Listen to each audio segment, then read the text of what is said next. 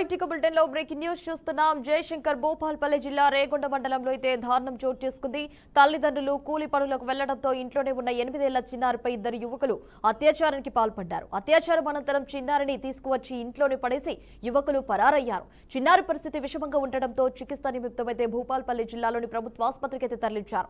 స్థానిక పోలీసులు ఈ ఘటనపై అయితే పోక్సో కేసు కిందనైతే చట్టం కింద కేసు నమోదు చేసి దర్యాప్తు కూడా ప్రారంభించారు.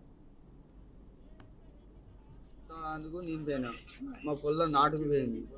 నాటుకు పోతే మా అన్న నాకు ఫోన్ చేస్తే అరే ఇట్లా చెట్టుని మానభంగం చేసిండ్రా రారా అనడితోనే నేను పోయే వరకు ఏడుతాను. మరి నా బిడ్డ ఏడ్చే వరకు నాకు దుఃఖం వచ్చింది.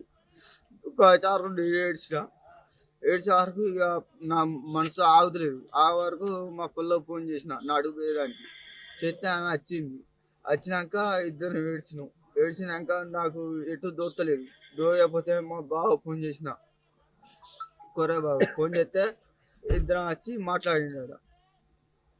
ఎస్ఐ సార్కు ఫోన్ చేసిండు, నువ్వు ఏడవకురా నేను ఫోన్ చేస్తాను ఆగురా అని ఆయన అన్నాడు. మా సొంత బావున్నాడు నేను మళ్ళా చెప్పిండు ఇట్లా మానభంగం చేస్తాను రారా అని ఫోన్ చేసిండు. మా బాగా మందు కొట్ట అసలు ఇంట్లోంటే ఫస్ట్ బెల్లం పెట్టిళ్ళు. బెల్లం పెడితే వాళ్ళ మమ్మీ ఫోన్ చేసి ఇంటి ఏడున్నావు అంటే ఇంట్లోన్నా అన్నది. మమ్మీకి ఇట్లా గంటలు వచ్చి బెల్లం పెడతా అంటే ఉట్టిగానే ఆట కాదా అని వాళ్ళ మమ్మీ అనుకున్నది. తర్వాత వచ్చి తలుపు కొడితే వాళ్ళు మా చెల్లె తలుపు తీస్తే ఎత్తుకొని పోయి శ్రీకాంత్ అన్న వాళ్ళ ఇంటికి పోయి ఆ శ్రీకాంత్ మా చెల్లె పెయిన్ ఆల్వరం చేసిండు అన్న. గీ శ్రీకాంత్ అన్న తీసుకొచ్చి మళ్ళీ మా చెల్లెళ్ళు ఇంట్లేసిండు. నడవలేదంటే ఎత్తుకొని వచ్చి మా డాడీకి ఇస్తే మా డాడీ మా బాబాయ్కి ఫోన్ చేసి చెప్తే మా బాబాయ్ వచ్చి దొరకబడదామని చెప్తే దొరకలేదు. విషయం ఏంటంటే అమ్మాయి ఇవాళ రోజు స్కూల్ పోతుంది, దగ్గరలో ఉడతల స్కూల్ అని వస్తుంది, ఊళ్ళకి వ్యాన్ వస్తుంది, వ్యాన్లో ఎక్కించేటోళ్ళు. ఈరోజు సండే కాబట్టి ఇంటికాడ ఉన్నారు. వాళ్ళ అమ్మ ఇప్పుడు ఈయన కూలిపోతాడు వాళ్ళ మమ్మీ నాటుకు పోయింది.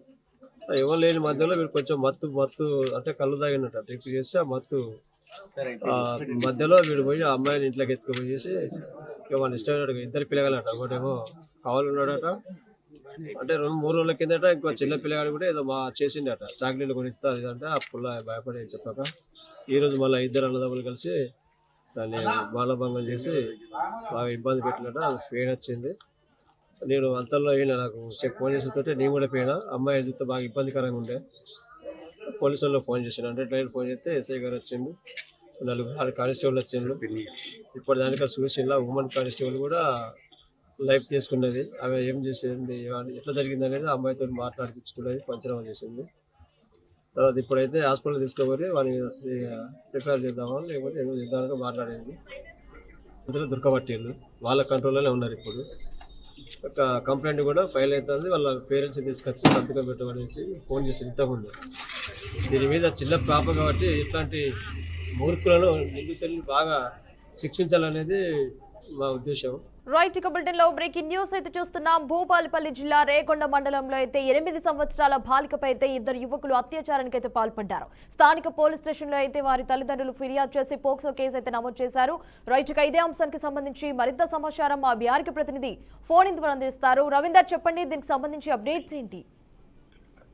హిమవర్ష ఏదైతే భూపాలపల్లి జిల్లాలో జరిగినటువంటి రేగొండ మండలంలో జరిగినటువంటి దారుణం అయితే చాలా అత్యంత శోచనీయం, తర్వాత హేయనీయంగా చెప్పుకోవచ్చు. ఏంటంటే నిన్న సండే అవడంతో స్కూల్ పోయే బాలిక ఇంటి దగ్గర ఉన్నప్పుడు ఇద్దరు ఒకే కుటుంబానికి చెందిన అన్నదమ్మలు ఆ బాలికపై అఘాయిత్యానికి పాల్పడడం అయితే చాలా హేయమైనటువంటి పరిస్థితిగా చెప్పుకోవచ్చు. మొత్తం మీద ఆ ప్రాంతంలో అయితే మొత్తం ఒక టెన్షన్ వాతావరణం, ఒక ఆందోళన వాతావరణం అయితే ఆ గ్రామంలో మొత్తం సంతరించుకొని ఉన్నది.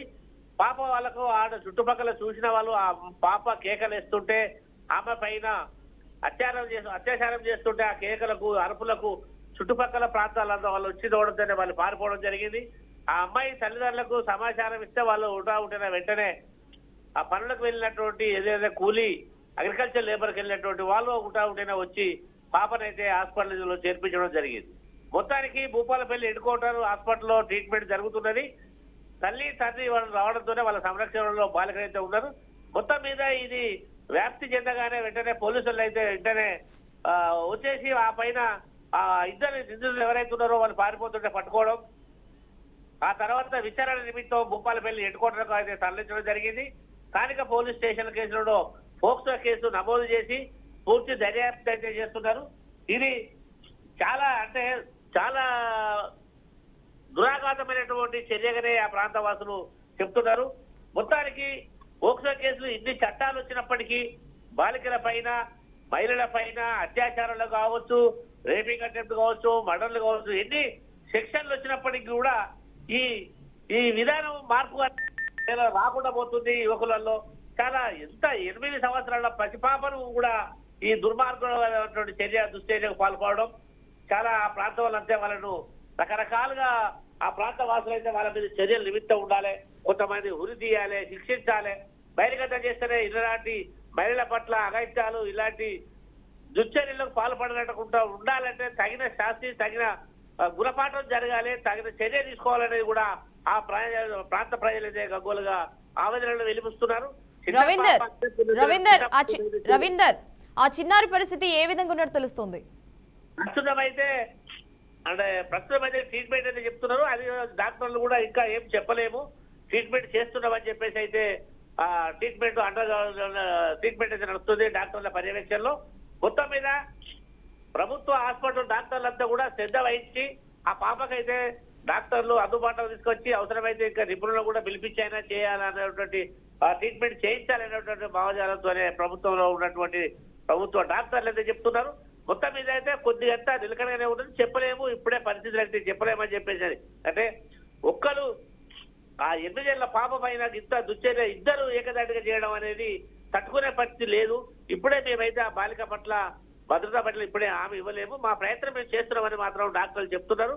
తల్లిదండ్రులు మాత్రం ఆందోళన వ్యక్తం చేస్తున్నారు. బంధువులు ఆ ప్రాంత వాసులంతా కూడా హాస్పిటల్ సందర్శించడం రావడం అక్కడైతే చర్యలు నడుస్తున్నాయి. మొత్తం మీద పోలీసులు అదుపులో వాళ్ళు మాత్రం కైవసం చేసుకుని డిఎస్పీ సంపత్రావు సమక్షంలో ఇదంతా కూడా సర్వే చేస్తున్నారు. ఇదంతా కూడా ఇన్వెస్టిగేషన్ స్టార్ట్ అయింది.